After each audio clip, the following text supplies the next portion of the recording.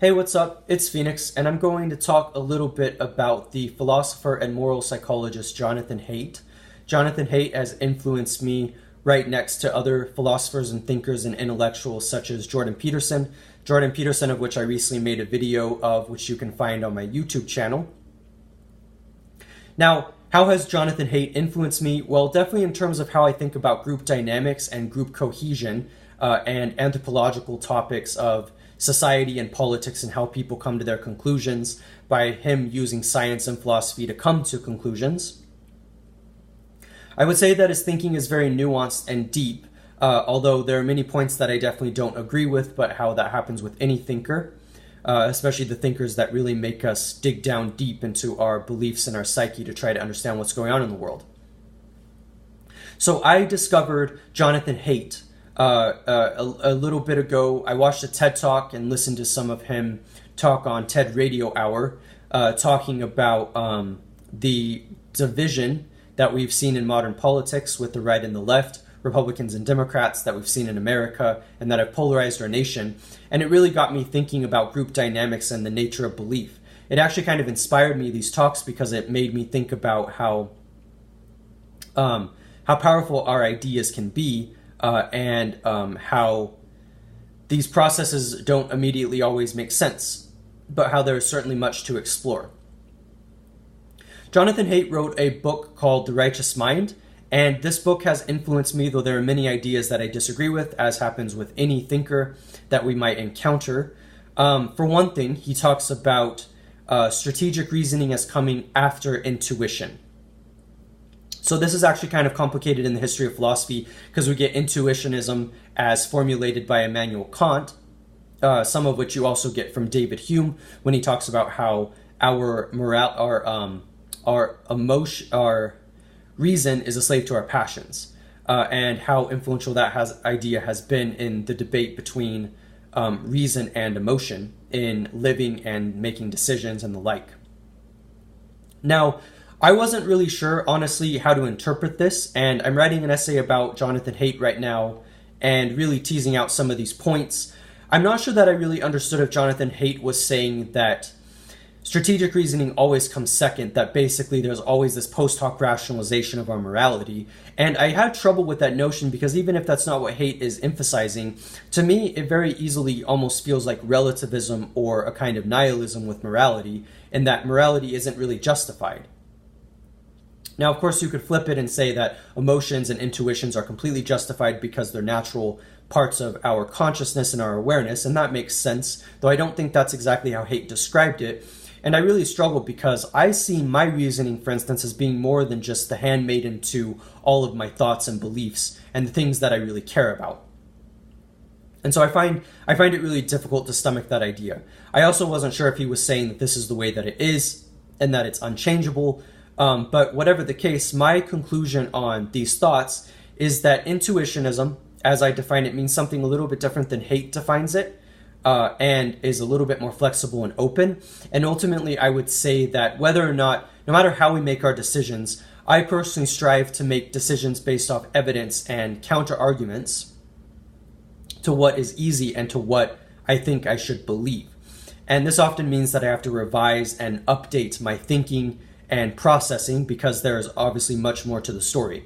This is the position of a skeptic, and with my position of skepticism, I would say that I find issues and difficulties with this view that our morality is basically just post hoc rationalizations.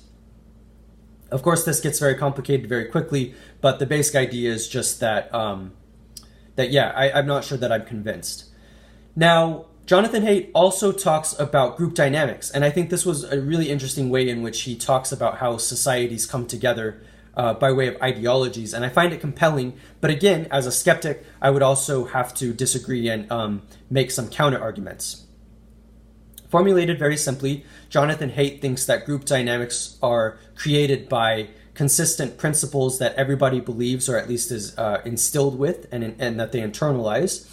And so as an example, there's the Durkheimian concept of anomie, which is the idea of normlessness as it's been defined by Haidt, or a mismatch between individual values and society's values. and how too much anomie can lead to chaos and a breakdown in the system and in society.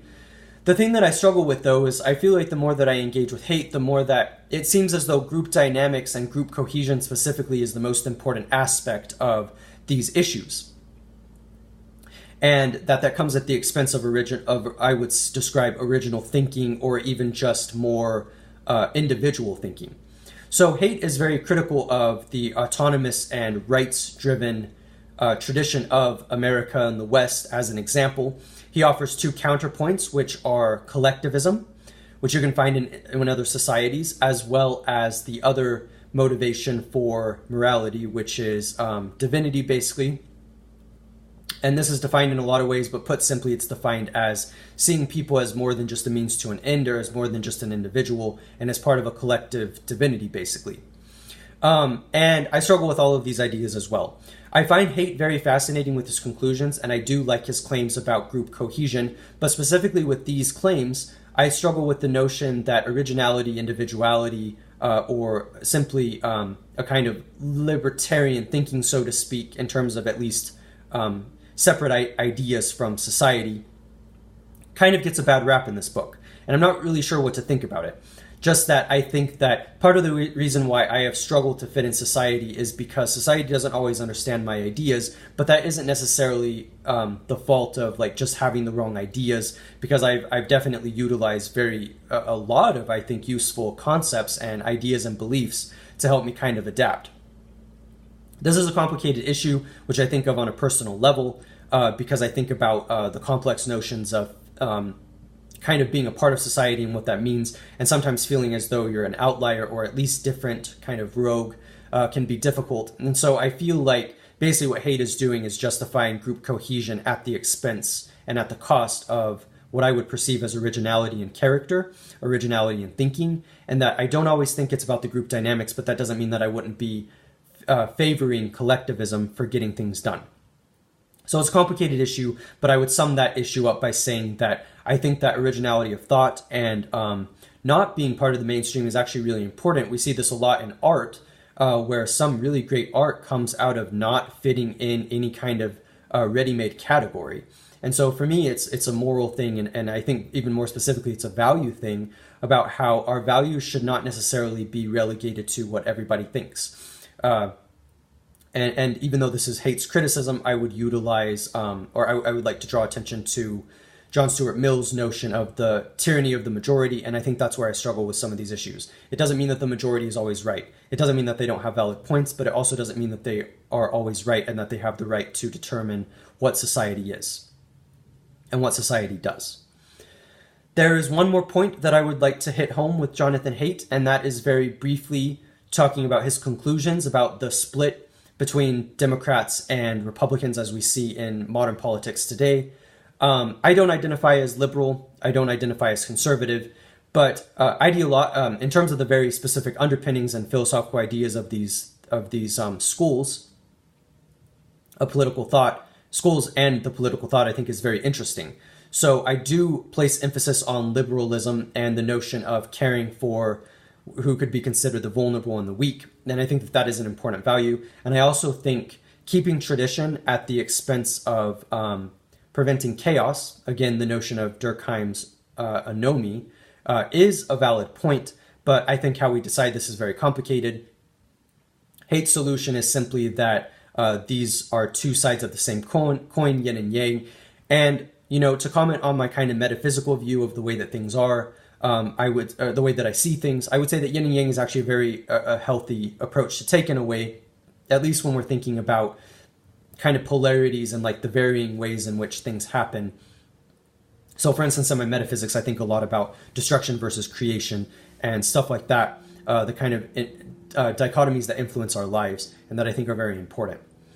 So pick up The Righteous Mind by Jonathan Haidt. I think you'll enjoy the read, and even if you disagree with every one of his claims, I think you'll find it very remarkable. The writing is superb. The prose is beautiful. So check it out. There's always more that could be said, but I will leave it at this for now. This is Phoenix, and I hope you enjoyed this talk, and thank you for your time.